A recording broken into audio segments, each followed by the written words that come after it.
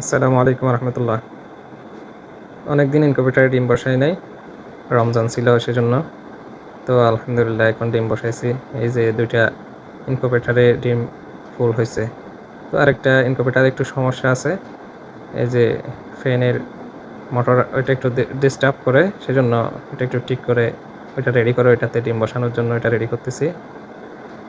ইনকিউবেটারে একটু বেশি সমস্যা হয়, এই ফ্যান যেটা আছে ওইটার মধ্যে মোটরের মধ্যে ওইটা একটু বেশি নষ্ট হয়ে যায়। তো ওইটা চেঞ্জ করে দিতেছি, এটা রেডি করে ইনশাল্লাহ কালকে ডিম বসা শুরু করব। এটার পরের ভিডিওটা খামার নিয়ে করব। ইনকিউবেটর থেকে বাইর হওয়া বাচ্চাগুলি কোথায় পালন করি, কীভাবে পালন করি, কোথায় রাখি, এগুলো নিয়ে সামনে ভিডিও করব, এটা আপলোড করবো ইনশাল্লাহ।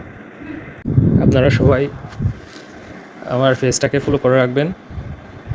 কোয়েল পাখি কীভাবে পালন করতে হয়, ইনকিউবেটর কীভাবে ডিম বসানো হয়, এগুলার ভিডিও নিয়মিত পাবেন। সবাই পেজটাকে ফলো করে রাখবেন। ইনকিউবেটারে যে সমস্যাটা ছিল ওইটা আলহামদুলিল্লাহ ঠিক হয়ে গেছে।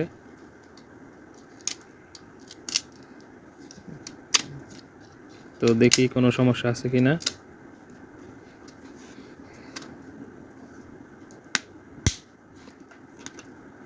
আলহামদুলিল্লাহ সব ঠিকঠাক আছে।